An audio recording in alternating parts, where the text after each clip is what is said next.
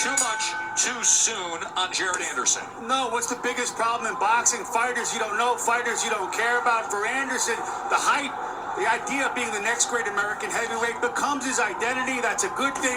Big fighters need big expectations, fellas. Dre, he says it's a good thing that it has become his identity of being the next great American heavyweight.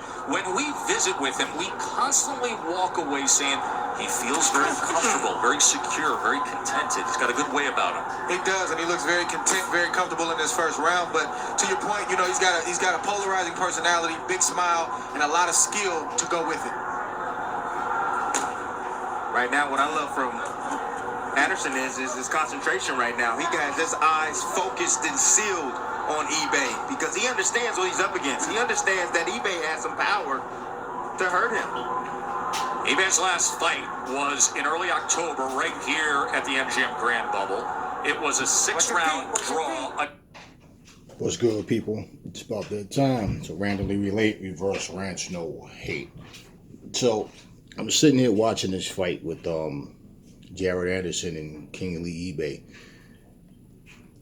I saw the fight before and just sitting there looking at it again. I was watching some fights and I told you guys some videos again. Some videos, a couple of videos ago, that I had something that I was going to do with the up and coming fighters. Jared Anderson, he's a top ranked fighter. He's 22 years old from Toledo, Ohio. Now, it's funny because he's 6'4", but if you remember seeing him when the photos of him and Tyson Fury together, he looked shorter than 6'4". But then again, Fury's 6'9", so Fury towers over everybody. So 22 years old. He's 11. He had 11 pro fights, all 11 fights and knockouts. He reminds me of a heavyweight Adrian Broner. The flash, the flare, the way he moves, even his look. The way he fights. He fights. He reminds me of a heavyweight Adrian Broner. I always said that when I watched him fight. That's just who he reminds me of. Now, as far as him being the next top American heavyweight, hey man, so be it. So, and also special request. I didn't see the interview, but I do remember Bob Arum talking about him sparring with Tyson Fury. That I do remember. That was like 6 months ago or something. I do remember that. And he was pretty much saying that because people were saying, he knocked Fury out in sparring. And it was like, no, he didn't knock him out, but he did give him hell and, whatever. So basically, I was, it brought to my attention that Bob Arum supposedly or allegedly said that he was at some point will basically be better than Deontay Wilder. And he'll be the next big heavyweight. How did he say it? That he'll be too much for him or something to that effect. But whatever. So, people always want to know, what you think. You think he can do this and this? It might be too early to tell. Now, in terms of skill, you got to understand, it is not hard to outbox Deontay Wilder. Deontay Wilder, it's no secret that he can catch a person with that right hand and it can be night-night. Can Jared Anderson take it? We don't know. So, let me say it like this. He's 22. Deontay Wilder, I'm just going to say this. He's been 34 for about 4 years now. Every time I turn around, he's 34. Like, damn, he was 34 4 damn years ago. When is he, damn. But anyway. So, he's a lot older than Jared Anderson. Jared Anderson being a top-ranked fighter. How much longer is Deontay going to be around? I've also even, somebody said in the comment section on one of the videos that, yeah, man, we hearing that what's his name, Wilder might be retiring. It's like, Tay Jones said, all right, come on, listen. I don't want to hear nothing from no damn Tay Jones, man. I don't care what Tay Jones said. I don't even want to hear nothing about Tay Jones from Tay Jones. Every time Tay Jones says something, it never comes into fruition. So What? I mean, if he does retire, then he retires. If he doesn't, he doesn't. I mean, that, you know, um, does Wilder still have some work to do? I mean, it depends if he cares about his legacy. You know, that's up to him. That's not what I'm focused on, though. What I'm looking at with this situation is this. You can't wait for Deontay Wilder to retire, then start trying to build this guy up. What you do is, right now, you're building him up. Guide him correctly, but build him up. Get as much attention to him as you can.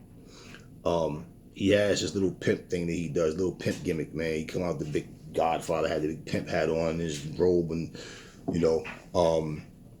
again, he just reminds me so much of Adrian Broner, man. Like, the flash, the flare, the way he fights. When Adrian throw those punches, Jarrett, he does the same thing. But he just reminds me so much of him. But he, for him to get the recognition to where he will be that household name, or, he starts getting this shine now, this needs to happen. And to be honest with you, if it's about a passing of the torch type thing, changing of the guards, see, what people got to understand is, then both, when you are, let me say this, when you are in a position of trying to put your fighter out there. Now, I know a lot of people, like I made this same conversation about Virgil Ortiz and Conor Ben, Jaron Ennis. It's no different. The older guys, this is why I say I don't mind title eliminators, but this is where the title eliminators kind of hurt more than they help. If you make title eliminators against the top young prospects, well, then these guys are eliminating each other. They're putting losses on each other's records while they're trying to go after these vets who probably already got losses on their records. You might have one or two that's still undefeated out of the group, but they're coming after them. So my thing is, don't have Virgil Ortiz and Jaron Ennis and Conor Ben and all these up and coming guys. Don't have them eliminate each other. You understand what I'm saying? And then now, when Terrence Crawford, Errol Spence, Keith Thurman, Porter's retired, Danny Garcia's moved up. But when these guys are no longer the top guys, now you got guys that pretty much, where this all could have been super fights, but now it becomes a thing of it's just one guy standing out in the division. Well, now he looks like, a shark, big shark in a small pond. You see what I'm saying? Big fish in a small pond, however you want to say it. So it's like, no, you want to move these guys to where they're all growing around the same time. You have your fights, he has his fights, but at some point these paths are going to have to meet. So you're trying to build them into superstars. So they are considered super fights by the time they get in there.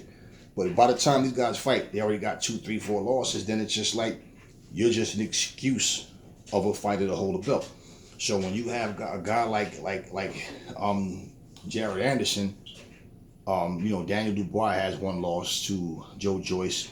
Now Joe Joyce is like 35, 36, right? Something like that. So Efe Ajama has a loss. Frank Sanchez is undefeated.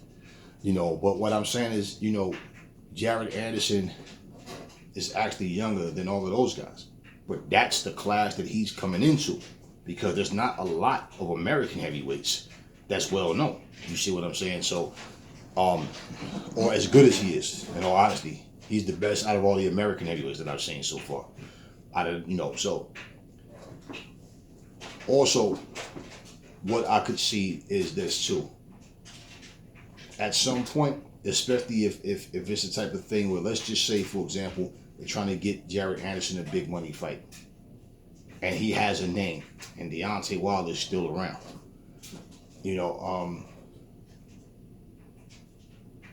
I could see them trying to make that fight happen. I don't think that would happen right away, but we don't know how much longer Deontay is going to be in the sport, right? Because he's, like I said, because his age compared to Jarrett's, that may be a fight that don't happen. Now, if he was giving Tyson Fury trouble, he has no problem. From what I've seen, even if he didn't spar with Fury, from what I've seen, he has enough to pretty much outbox Wilder. That's not hard to do. Like I said, it would just be the right hand factor for Deontay Wilder, But that will be a fight I could see them trying to make happen. Should Deontay get his hands on the title again? Definitely. I don't think that you should jeopardize him by putting him in here with guys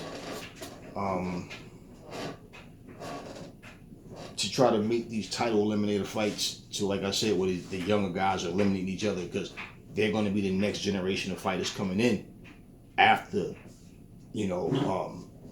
Joshua should still be around if he can just get his head on straight and white.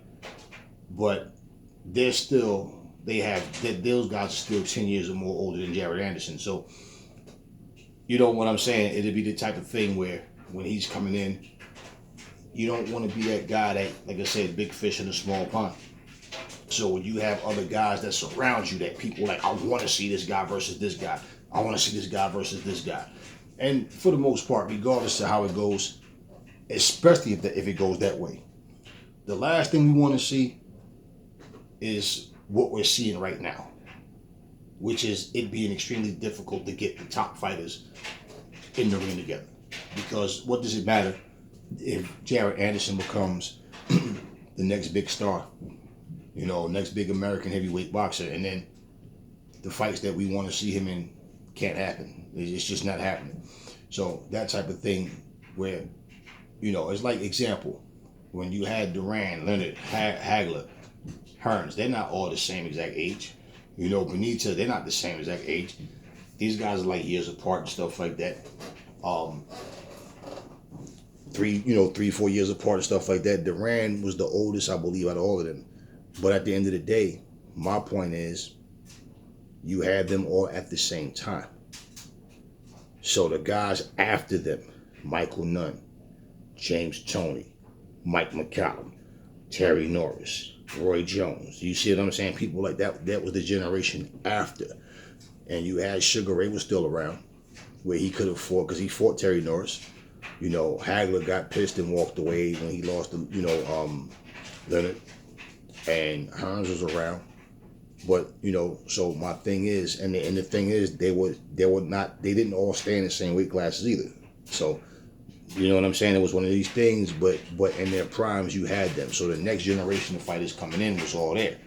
And that's what I'm saying. It's like you got to look at, like I said, if you eliminate all the top challenges early, then, it's not like because you get a loss or two on your record that means it's over for you, but it's the type of thing where it can and mostly will, put a damper on your momentum, especially if you're losing by knockout. You know what I'm saying? So, if anything, because of his level of skill and because of Deontay's lack of skill, I could see them putting that, trying to put that fight together. Before Deontay does make his exit, because then it's like, yeah, we get that work in now. And to be able to say we beat the former WBC champion, that would give him a lot of momentum, and it would definitely get him, some more recognition. Now, of course, even if Deontay Wilder is the same exact fighter right whenever that happens, as he is right now, because of what happened with Fury, because they're already saying, oh, he wasn't the same because of Fury cheated and all that, and he took, that took toll on him and whatever. But it doesn't matter. Boxing is not based on one man's fans. So the thing with that is, he's already in America. So for him to really become an American star, not just the next guy after Deontay, that's America, American fighter we're talking about, the point of him being an actual star. That, is definitely the goal. And then to become world champion. So, I like what I see in him as a fighter. I think he's sharp. You know, he has quickness, good reflexes, you know, good power, good balance, good movement. You know, I got to watch more of him as well. Like I'm sitting here watching this fight now, but I think he looks like a solid fighter, and you know, you just want to move him right. You want to move him to the point too quick to where he gets in there and then just get an unnecessary loss. Because like I said, once your momentum slow down, that's one thing about boxing fans that's different from like MMA. You know, you can be on fire. In boxing, you lose one fight, it's like the whole world want to write you off because you lost the fight. You know, MMA, you lose the fight, you just wasn't the better man that night. That's all. Now you continue to just lose and lose, like Tyrone Woodley, 4 losses in a row, and it's like, okay, at some point you got to realize this fighter doesn't have it anymore. So I think Jared Anderson is a solid fighter, and I'm looking forward to seeing more of him in the heavyweight division. And when I look at, like, you know, guys like him, you know, and the fact that he's the younger one, he's the youngest out of them. You know, Frank Sanchez, man, you know, I don't know what it is, man, but like some of these Cuban fighters, man, they be, I don't know, man. You looking at this dude and they say they're 20 something, they look all the 48, man. Like, bro, are you, like, you don't understand what I'm saying? Like, yo, how old is he? Well, yeah, so I don't know, but you know, you got him, you got Sanchez, you got, you know, Dubois. You know, I'm just looking at the guys that you know, that they're there right now, but they're not in the spotlight. You know, we'll see what FA looks like. You know, what he's learned since he's lost to Sanchez. You know, just basically the next crop of guys. And the reason I don't add Joe Joyce to that list, like I said, is because of his age, man. He's like, he's up there, man. You know, Usyk and all these guys, you know, AJ's only 30, 31. So he'll, like I said, he, you know, if he can get his head on right, he come back and if he can beat Usyk. So guys like Usyk, all these guys, it'll be a while before you see a Jared Anderson in the ring with those guys. That's the point what I'm saying. So I don't see him fighting all these guys. And if he did, you know, what you don't want to do is just have a guy's name on your resume, but he's past his prime. So, you know, I don't see the need to fight a journeyman, you know. But, and also, let's not forget this too, okay? You see guys like Derek Chisora, who just refused to retire, right? If Jared is confident, his team is confident, whatever point this is, whether it's 12 fights, 13, 15 fights, whatever, I could also see them saying, yo, Derek Chisora is tested.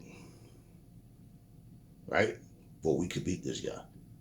Beating him would be a big step. Why? Because even though Derek Chisora is a journeyman, they always marvel at the fact that he comes to fight. You see? So I could see even them going that direction to get the fight with him.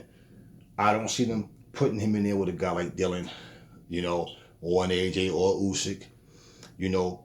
But at the same time, you know, if he was giving Tyson Fury, you know, tough time, like what it like the videos that I've seen. The video with Bob, I think it was a Fight Hype video when Bob Arum, it was like 6 months ago, and Bob Arum was talking about that situation. But for him to be able to go in there and give, you know, Fury hell when they spar, like he's saying, well then, you know, I'm pretty sure that they're confident that he would be able to beat these guys. But at the same time, it's like you don't want to just throw him in there too soon. Build him up. Build him up. Let him get the recognition. You know, let him get some explosive knockout. He already has all his fights and knockouts. But, you know, let him get in there, make some noise. And like I say, these guys got social media. They got different ways to reach out to millions of people, man. Like, you know, make it happen. You know, promotional teams need to do better, but like without your promotional team even lifting a finger, you yourself can promote yourself. And like I said, he got this pimp gimmick. You know, he got this Adrian Broner type flamboyance to him. Of course, like when they speak, it's different though. He doesn't, you know, I haven't seen him annoy people. Adrian Broner is known to annoy people when he talk about the way he, you know, put things together. But anyway, I think Jared Anderson is a solid fighter. You know, this is a video I told you guys I wanted to do a long time ago, about 2 months ago. And you know, but special request because somebody said something to me about some things with him. It's like, okay, cool, I'll address that. So anyways, Jared Anderson, American heavyweight, look out for him. I want to see him do bigger things, man, and he looked like he's on his way. So they're doing a good job with him so far, and you know, this is top rank that he signed to, so we'll see.